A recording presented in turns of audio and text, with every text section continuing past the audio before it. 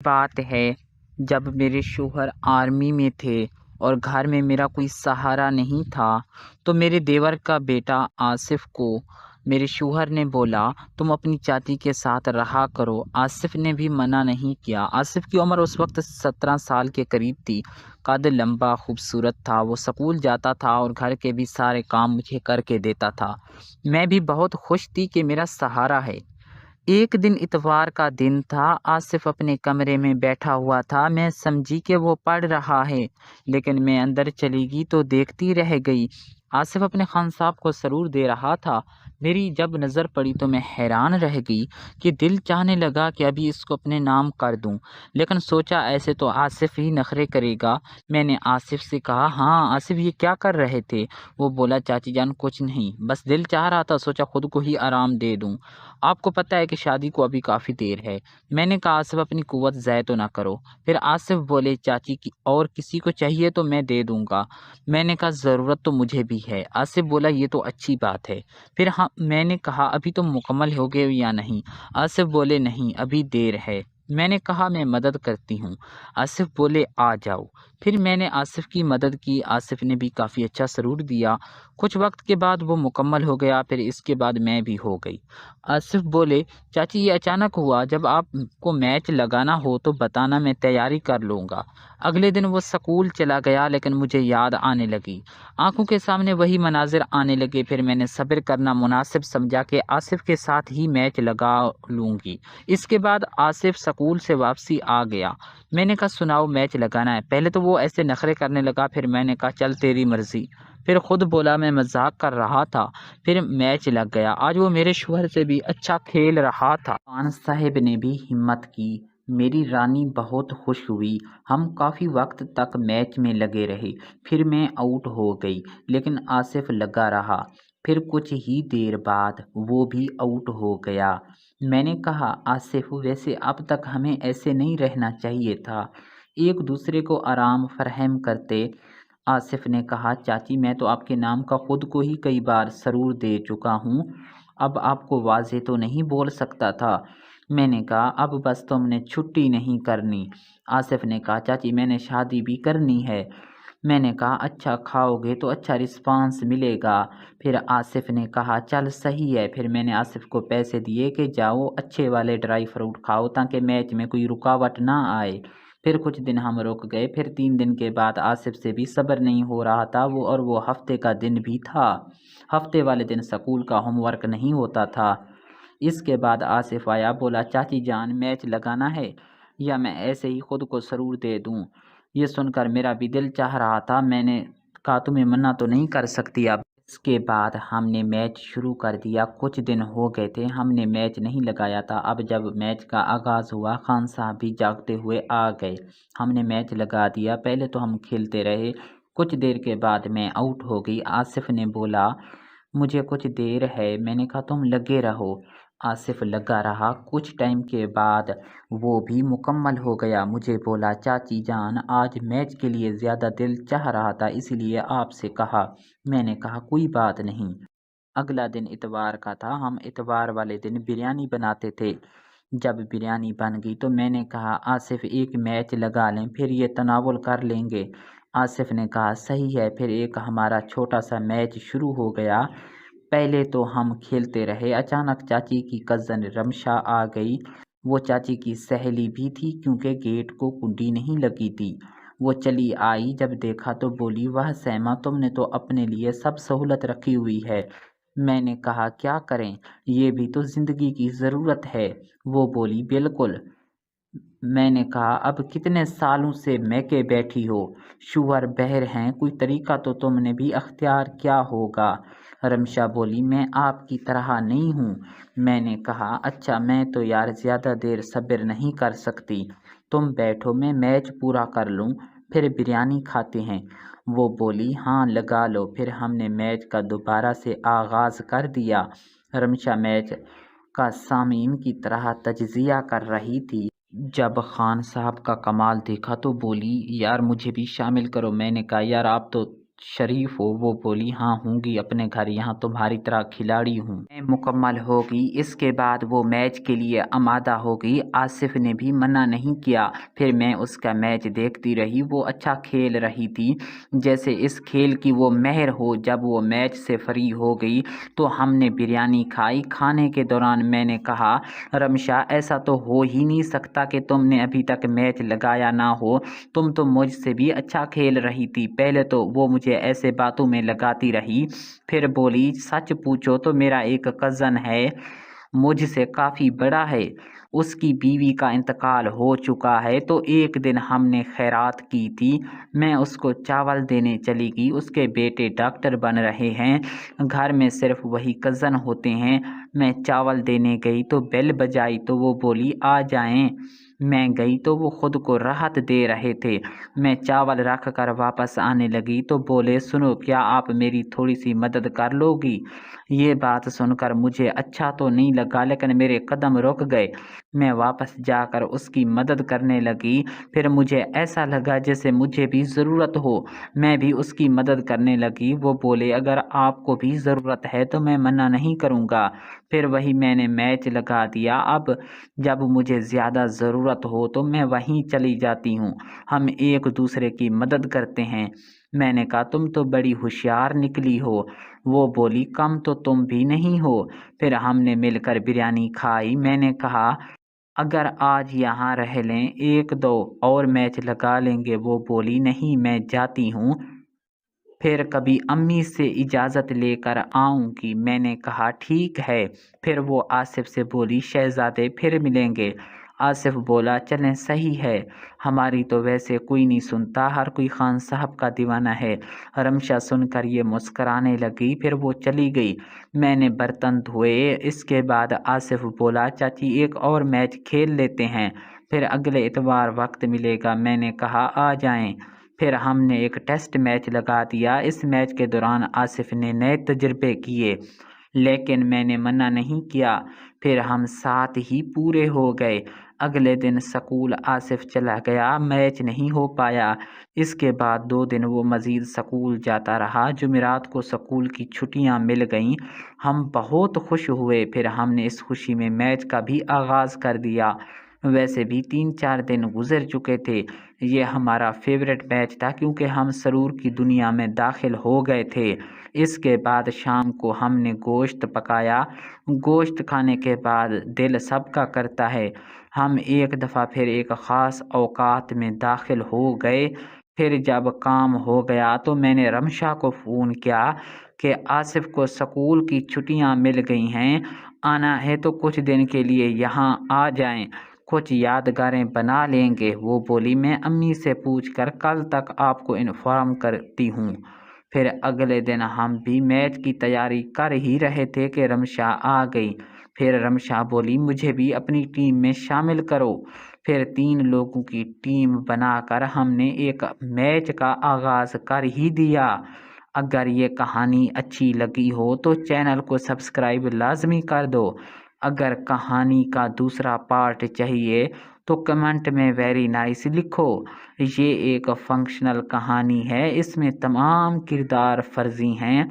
हमारा मकसद आपके खूबसूरत चेहरों पर मुस्कुराहटें बखेरना है। कुछ अल्फाज यहाँ भी डबल मीनिंग पर मुश्तमिल होते हैं, लेकिन उनका मकसद पाक साफ होता है। कोई गलत फहमी के तौर पर ना ले। शुक्रिया, चैनल को लाजमी सब्सक्राइब कर दें। डॉक्टर साहब ने मुझे कहा कि तुम यहाँ मेरे पास आकर बैठो।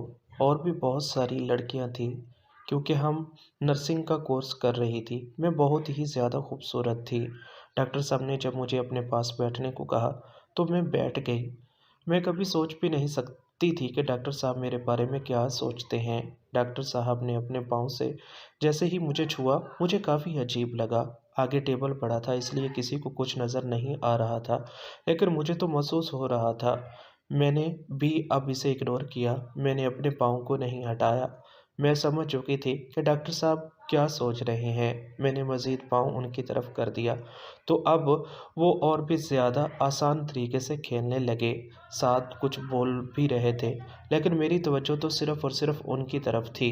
बाकी सब सामने बैठी थी, लेकिन मैं डॉक्टर साहब के पास बैठी थी क्योंकि चेयर और नहीं पड़ी थी। डॉक्टर ने इसलिए मुझे अपने पास बैठने को कहा। हमारा 1 माह का कोर्स था, इसलिए अब हम हर रोज़ यहाँ आने वाले थे। अभी तो इस कोर्स को शुरू हुए 1 हफ़्ता ही हुआ था। इस कोर्स के मुकम्मल होने के बाद हमें नर्सिंग की जॉब मिलनी थी। सब अब जाने लगे, छुट्टी का वक़्त हो चुका था। डॉक्टर साहब ने मेरी तरफ एक कागज़ बढ़ाया। मैं बहुत ही ज़्यादा हैरान थी। इस पर लिखा था कि मैं तुमसे दोस्ती करना चाहता हूँ। मुझे काफ़ी अजीब लगा। मैंने पेंसिल उठाई, मैंने लिखा कि ठीक है, मैं आपकी दोस्त बनने के लिए तैयार हूँ। इसके लिए मुझे क्या करना पड़ेगा? मैं समझ चुकी थी कि डॉक्टर साहब क्या चाहते हैं, क्योंकि उनके रवैये से मुझे साफ समझ आ रही थी। थोड़ी देर के बाद एक-एक करके सब यहाँ से चली गई। मैं भी जाने लगी तो डॉक्टर साहब ने मेरा हाथ पकड़ लिया। मेरे जिस्म में जैसे करंट दौड़ रहा था। मुझसे ये बहुत ही ज़्यादा मुश्किल था। मैंने कहा कि मुझे जाने दें, मैं तुमसे मोहब्बत करता हूँ। मैं समझ चुकी थी कि वो किस तरह की मोहब्बत करना चाहते हैं। मैंने कहा कि डॉक्टर साहब, कोई किसी ने देख लिया तो बहुत बुरा होगा। नहीं, यहाँ कोई भी नहीं आएगा। तुम्हें परेशान होने की ज़रूरत नहीं। तुम बैठो तो सही। लेकिन मैं अब नहीं बैठना चाहती थी। डॉक्टर साहब ने कहा कि अगर तुम मेरी बात मान लोगी तो तुम्हें जॉब भी मिल जाएगी। मैं तुम्हारी मदद कर सकता हूँ। अगर तुम मेरी बात मान लोगी तो मैं तुमसे वादा करता हूँ कि नर्सिंग करने के बाद तुम्हें इसी हॉस्पिटल में जॉब मिल जाएगी। इसके लिए तुम्हें बस मेरी बात माननी पड़ेगी। मैंने कहा कि मुझे सोचने के लिए थोड़ा-सा वक़्त दे दें। डॉक्टर साहब ने अपना नंबर लिखकर कागज़ पर दे दिया कि अगर तुम इस बात के लिए राज़ी हो तो फिर मुझे कॉल करके बता देना। हम कोई बाहर प्रोग्राम बना लेंगे। अगर तुम इस प्रोग्राम के लिए राज़ी ना हो तो फिर भी मुझे बता देना, क्योंकि मैं किसी किस्म की कोई ज़बरदस्ती करने के हक़ में नहीं हूँ। मैं ऐसा कोई खेल नहीं चाहता। मैं तो रज़ामंदी से दोस्ती करता हूँ, अगर तुम्हें किसी किस्म का कोई एतराज़ ना हो। मैं वहाँ से तो चली आई, लेकिन मेरे होशो-हवास में सिर्फ़ और सिर्फ़ सर की बात घूम रही थी। मुझे पता था कि अगर मैं उनकी बात मान लेती हूँ तो मुझे जॉब भी मिल जाएगी और मेरे लिए सब कुछ बेहतर हो जाएगा। लेकिन मैं डर रही थी कि अब कैसे ये सब कुछ हो पाएगा, क्योंकि मेरा ऐसा कोई तजुर्बा नहीं था। इससे पहले मैंने कभी भी ऐसा कोई भी खेल नहीं खेला था, इसलिए मुझे काफ़ी डर लग रहा था। लेकिन मुझे तो अब ये सब कुछ करना ही था। मुझे जॉब की भी बहुत ज़रूरत थी। 1 माह की इस ट्रेनिंग के बाद जॉब भी तो डॉक्टर साहब के हवाले से ही मिलनी थी। मुझे पता था कि डॉक्टर की सिफ़ारिश पर मुझे जॉब ज़रूर मिल जाएगी। इसलिए मैंने अभी रात के 8 बज रहे थे। मैंने डॉक्टर साहब को कॉल की। मैंने कहा कि मुझे आपकी बात माननी ही पड़ेगी। डॉक्टर साहब ने कहा, ये तुम क्या कह रही हो? मैं आपकी बात पर राज़ी हूँ। मैं आपसे अच्छी दोस्ती करना चाहती हूँ। डॉक्टर साहब शादीशुदा नहीं थे, क्योंकि उनका घर एक गाँव में था। वो यहाँ शहर में एक किराए के मकान पर रहते थे और बिल्कुल अकेले होते थे। मुझे भी पता था कि अब उसे किसी न किसी चीज़ की ज़रूरत है, इसलिए डॉक्टर साहब ने ये कहा था। मैं समझ चुकी थी। मैंने कहा कि मुझे आपसे दोस्ती करने पर किसी किस्म का कोई ऐतराज़ नहीं। नर्सिंग की क्लासेस कभी दिन को होती थी, कभी रात को। 1 हफ़्ता दिन वाला टाइम तो मुकम्मल हो चुका था। अगले 1 हफ़्ता रात की क्लासेस थी। अब मुझे भी हॉस्टल में 1 हफ़्ता रहना था, इसलिए डॉक्टर साहब ने कहा कि तुम परेशान ना हो, तुम्हारे लिए रहने की बंदोबस्त मैं ही कर देता हूँ, तुम मेरे पास रह सकती हो। अब तो वैसे ही दोस्ती हो चुकी थी, इसलिए मैंने कहा कि सबके सामने मैं आपके साथ आपके रूम पर नहीं जा सकती। मैं रिक्शे पर खुद ही वहाँ आ जाऊँगी। आज जैसे ही शिफ्ट ख़त्म हुई तो मैंने कहा कि मैं आपके साथ चलती हूँ, क्योंकि इस वक़्त कोई भी नहीं देख रहा था। मैं जैसे ही हॉस्पिटल से निकली, थोड़ा-सा सफ़र करने के बाद डॉक्टर साहब ने अपनी गाड़ी को हॉर्न दिया और मुझे गाड़ी में बैठने को कहा। मैं समझ चुकी थी, अब जो भी हो जाए मुझे डॉक्टर साहब के साथ रहना है। अब मैं बिल्कुल उनके साथ उनके रूम पर जा रही थी। मुझे पता था कि आज मेरे साथ क्या होने वाला है, क्योंकि जिस खेल की इब्तिदा होनी थी वो तो अब हो चुकी थी। मैं बिल्कुल रिलैक्स थी। मुझे ऐसे लग रहा था जैसे मैं डॉक्टर की काफ़ी दिनों से दोस्त हूँ। आज हमारा पहला दिन था कि हम एक साथ थे, लेकिन मुझे ऐसे लगता था कि जैसे हम काफ़ी अरसे से एक दूसरे के अच्छे दोस्त हैं।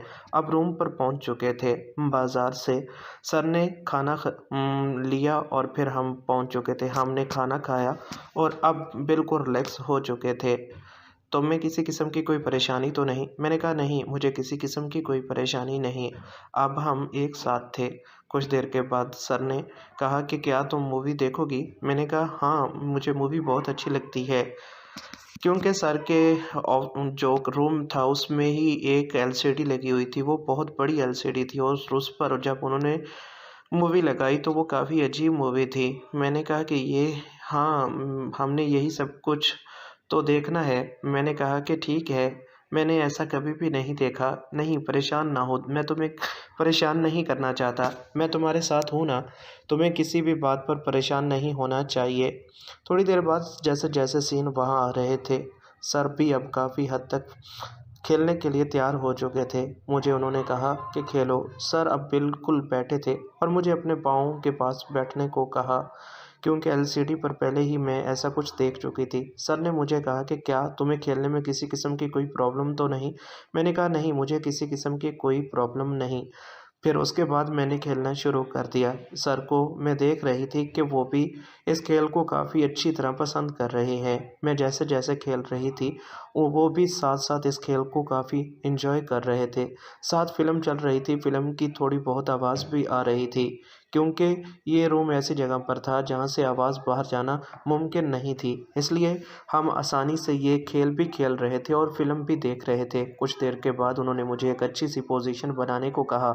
मैं अब उनकी बात मान चुकी थी और एक अच्छी-सी पोज़ीशन बनाकर दे चुकी थी। वो अब अपने तरीके से खेल रहे थे, मैं भी अब उनका साथ दे रही थी। थोड़ी देर के बाद, क्योंकि मेरा पहला खेल था, मैंने ऐसा कोई खेल नहीं खेला था, मुझे परेशानी ज़रूर हुई, लेकिन डॉक्टर साहब बहुत ही ज़्यादा इस खेल के एक्सपर्ट थे। उन्होंने मुझे मुकम्मल तौर पर खेलना सिखा दिया। जैसे-जैसे वो खेल रहे थे मुझे भी अच्छा लग रहा था, क्योंकि अब तो सर के पास ही रहना है, इसलिए मैं अब नहीं चाहती थी कि ऐसा कुछ भी हो। कुछ देर के बाद सर थक चुके थे और मैं भी अब इस खेल में थक चुकी थी। इसलिए आज हमारी कहानी का इख्तिताम हो गया। इस कहानी का दूसरा पार्ट देखने के लिए चैनल को सब्सक्राइब कर लें, ताकि इस कहानी का अगला हिस्सा सबसे पहले आप तक पहुँच सके। फिर मैंने एक ही झटके में मेरा नाम कामरान है और मेरी उम्र 21 साल है, मेरी बहन का नाम सायरा है। हम खानदान वाले प्यार से उसे बनी कहते हैं और एक का नाम कंज़ा कंज़ा मेरी छोटी बहन है और मेरी माँ का नाम सलमा है। मेरे वालिद सरकारी मुलाजिम हैं और हम कराची में रहते हैं। मैंने अपनी तालीम मुकम्मल कर ली थी और अब एक अच्छी नौकरी की तलाश में था। ये मंगल का दिन था। हम सब खानदान वाले घर पर तही मेरी बहन भी घर पर मौजूद थी। मेरी वालिद और मेरी माँ भी मौजूद थे। मगर आज के दिन हम सब खानदान वाले आम तौर पर दोपहर 12 बजे उठते थे, लेकिन मेरी आंखें सुबह 10 बजे खुल गई। हमारा घर 2 मंजिलों पर था। तमाम खानदान वाले नीचे थी और मेरा कमरा ऊपर था। जब मैं पानी पीने के लिए नीचे आया, तो मेरी माँ और वालिद एक दूसरे को सुकून दे रहे थे और मैंने उन्हें देख लिया। मैंने देखा कि माँ मेरे वालिद से कह रही थी कि अब तुम में वो ताकत नहीं जो पहले हुआ करती थी। पहले तुम 1 घंटे तक मैच खेलते थे, अब तुम 5 मिनट में आउट हो जाते हो और मेरी भी बाकी रहती है। जिंदगी में पहली बार मैंने अपनी माँ को ऐसी हालत में देखा था। यकीन, मेरी माँ आज भी बहुत खूबसूरत थी। उससे पहले कि वो मुझे इतनी जल्दी से पानी पिया और अपने कमरे में ऊपर आकर दोबारा सो गया।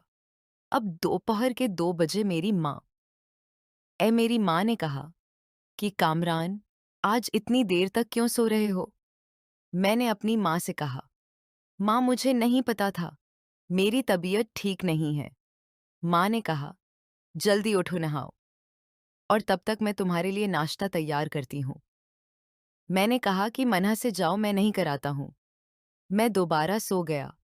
अब सुबह के 4 बजे मैं दोबारा मेरे कमरे में आई और मुझे कहा कि मैं तुम्हें साथ ले जाऊंगी। जल्दी नीचे आओ, मैंने कहा। नहीं, मैं जाऊं, मैं नहा कर आता हूं। माँ ने कहा, तुम ना आओ, मैं तुम्हारे लिए बाहर इंतजार करती हूँ। मैं जल्दी ना चला गया। मुझे याद आया कि मैं तो लेना भूल गया था। मैंने अपनी माँ से कहा, माँ मुझे तेरी यादों। मैंने कहा, कोई बात नहीं, मैं तुम्हें देती हूँ। मैंने तौलिया लपीटा और कमरे में आया। मैंने देखा कि मेरा इंतजार कर रही थी। मैंने कहा, अब तुम नीचे जाओ, मैंने नहा लिया है, मैं कपड़े बदल कर आता हूँ। जब माँ ने मुझे मेरी हालत में देखा, उन्होंने कहा कि इमरान खान, तुम बड़े हो गए हो लगता है, अब मैंने तुम्हारे लिए दिल ही नहीं पड़ेगी। मैंने कहा, नहीं माँ, अभी कोई जल्दी नहीं है, घर में भी 2 बहनें हैं, मुझे उनकी शादी करवानी है, बाद में देखूंगा। मैंने पूछा, माँ क्या बाकी सब खानदान वालों ने नाश्ता कर लिया? माँ ने कहा, हाँ, तुम्हारे अबू नाश्ता करके कुछ काम के लिए बाहर गए हैं और तुम्हारी बहन टीवी देख रही है। मैंने कहा, माँ, मुझे अभी नाश्ता करने का मूड नहीं है। माँ ने कहा, आओ मैं तुम्हारा कमरा साफ करती हूँ। जब मैं झाड़ू देने के लिए बैठी तो उनकी कमर देखकर मुझे सोबों के सारे मनाजर याद आने लगे। अब मुझे माँ से कहने का दिल चाह रहा था कि सब मैंने तुम्हें और अबू को बीच खेलते देखा है, और मैंने ये भी देखा कि अबू अब तो ही सुकून नहीं दे पाते। तो अगर तुम चाहो तो तुम मुझसे सुकून ले सकती हो। लेकिन मुझे दर्द था कि मेरी माँ नाराज हो जाएंगी। पहली बार मेरी माँ मुझे इतनी खूबसूरत लग रही थी कि मैं उन्हें पकड़ना चाहता था, लेकिन मुझे डर था। मैं कमरे में बैठ गया और मेरी माँ ने पूरा कमरा साफ किया और मुझसे कहा, कामरान, अब मैं नीचे जाती हूँ और तुम्हारे लिए नाश्ता तैयार करती हूँ, तुम जल्दी से आओ। मैंने कहा, रखो ना, मैं तुमसे बात करना चाहता हूँ। अब मैंने कहा, हाँ बताओ। मैंने कहा, मेरे लिए दुल्हन ढूंढो, बल्कि मेरे लिए कोई लड़की ढूंढो जिसके मैं दोस्त बन सकूं। हमने कहा, बेशक मैं तेरी माँ हूं, तो अपनी माँ से क्या बातें कर रहा है, कुछ शर्म कर। मैंने कहा, ओ माँ, तुम्हें शर्म क्यों आ रही है? तुम और बाप हैं तो वो काम एक साथ करते हो, मैं भी वही करना चाहता हूँ। अब मुझे रात को नींद नहीं आती।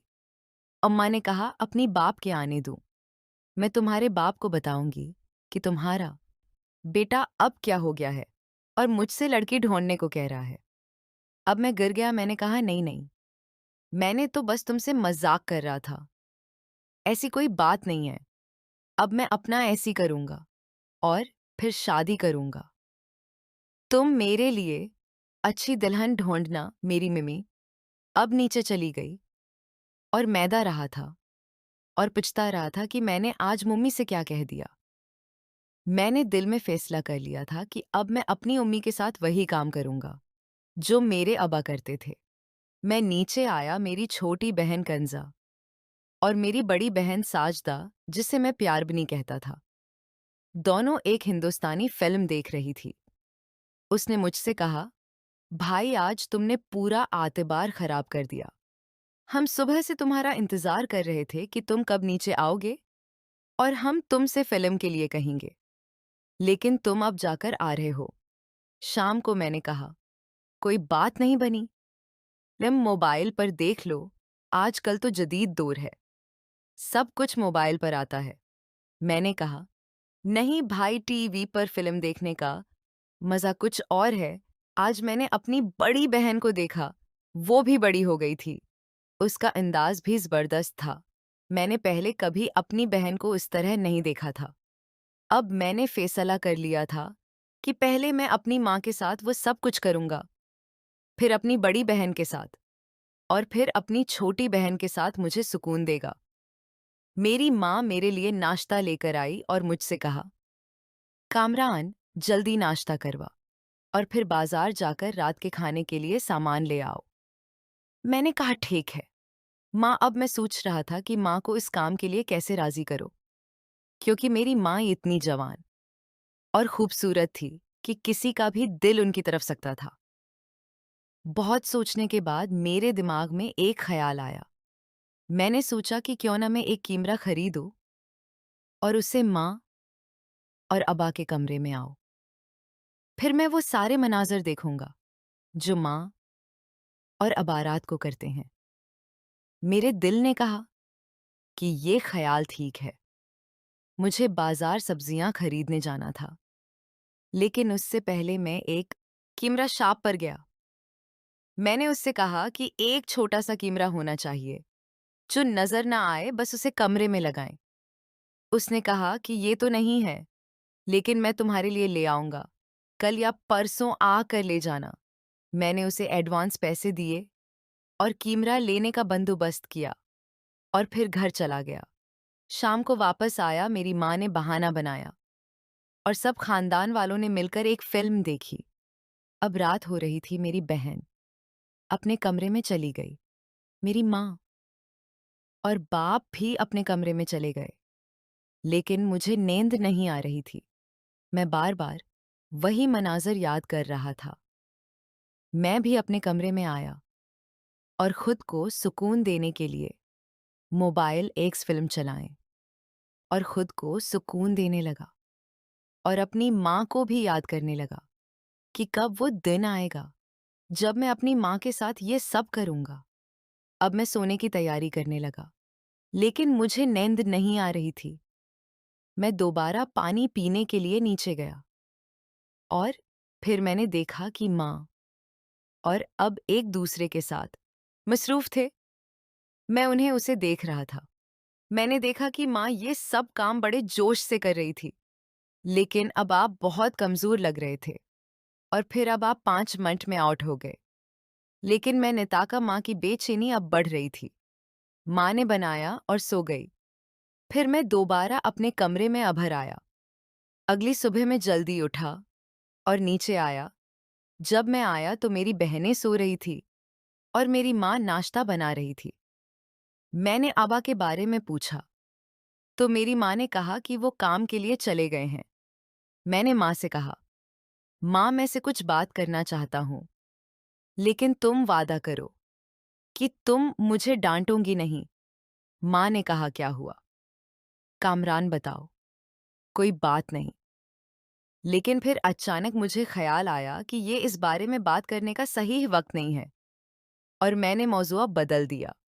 मैंने कहा कि उमरान, नाश्ता करो और आज तुम अपनी नौकरी पर मत जाना। मैं बहुत सारा काम है, मेरी मदद करो। मैंने सोचा कि ये माँ को जीतने का अच्छा मौका है। मैंने कहा, ठीक है, मैं बताऊं मुझे क्या काम करना है। माँ ने कहा, स्टोर रूम कई महीनों से बंद है, उसे साफ करने की जरूरत है और उसमें बहुत सारा भारी सामान रखा है, तो उसे हटाओ ताकि मैं उसे साफ कर सकूं। मैंने कहा, हाँ ठीक है माँ, मैं नाश्ता कर लेता हूँ, तुम भी आओ, हम दोनों मिलकर साफ करेंगे। माँ ने कहा, ठीक है, और फिर मैंने नाश्ता किया। माँ ने कहा, मैं तुम्हारी बहनों को भी जगाती हूँ, वो भी हमारी मदद करेंगी। आज हम पूरा घर साफ करेंगे। मैंने कहा, नहीं माँ, आज उन्हें तकलीफ मत दो, जो भी काम है मैं कर दूंगा। मुझे बताओ। उमा ने कहा, ठीक है। अब उमा और मैं स्टोर रूम में गई। अब मैं किसी न किसी बहाने से उनके पीछे खड़ा हो जाता या नहीं छोटा, लेकिन मुझे लग रहा था कि मेरी उमा को भी मेरी हरकतें अच्छी लग रही थी और वो मुझे कुछ करने नहीं दे रही थी। इस तरह मैं सारा दिन इमाम के साथ वो काम करता रहा और मुझे वक्त पता ही नहीं चला। आज शाम हो गई। पहली बार मुझे घर के काम करने में इतना मजा आया। शाम को अभी घर वापस आ गए। आज मैंने अपनी बहन से कहा, बनी आज तुम दोनों मेरे कमरे में आओ, हम लॉडो गेम खेलेंगे और शर्तें भी लगाएंगे वगैरह। मैं सोच रहा था कि अपनी बहनों को कैसे हासिल करूं, लेकिन मेरी बहन ने कहना शुरू कर दिया, नहीं भाई, हम लॉडो नहीं खेलते और ये बहुत बोरिंग हो जाता है। तुम ये करो, तुम हमारे कमरे में आओ, हम अच्छी फिल्म देखेंगे। मैंने कहा, बनी थी कि ये भी ठीक है, फिर मैं रात को तुम्हारे कमरे में आऊंगा और कोई फिल्म ढूंढ कर अपने साथ रखूंगा। मेरी बहनों ने कहा, ठीक है। अब मैं सोच रहा था कि कब मैं अपनी बहनों और अपनी माँ के साथ वो काम करूंगा। फिर मेरे दिमाग में एक ख्याल आया। मैंने कहा, मैं तुम भी हमारे साथ फिल्म देखो। मैंने कहा, नहीं भाई, मुझे बहुत सारा काम है और वैसे भी आज मैंने काम किया है। मैं थक गई हूँ, आज मैं जल्दी सो जाऊंगी और फिर तुम्हारे अब्बा को सुबह जल्दी ऑफिस जाना है। उनके लिए नाश्ता तैयार करना है और तुम कब तक ऑफिस से छुट्टी लेते रहोगे? तुम भी काम पर जाओ जल्दी, सो जाओ, कोई दम वगैरह मत देखो। मैंने कहा, मम्मी महफ़िल नहीं देखूंगा और सुबह जल्दी उठ जाऊंगा और काम पर भी जाऊंगा। तुम फिक्र मत करो। मैंने अपनी बहन से कहा कि मेरी पसंद की फिल्म लगाओ। अब मैं सोच रहा था कि अपनी बहनों को कौन सी फिल्म दिखाओ ताकि मेरा काम आसानी से हो जाए। मैंने कहा, बनी चलो, एक इंग्लिश फिल्म देखते हैं। मेरी बहन ने कहा, नहीं भाई, इंग्लिश फिल्म नहीं, कोई अच्छी हिंदुस्तानी फिल्म देखते हैं। अब मैं रात होने का इंतजार कर रहा था कि कब रात हो गई ताकि मैं अपनी बहनों के कमरे में जा सकूं। ठीक है दोस्त,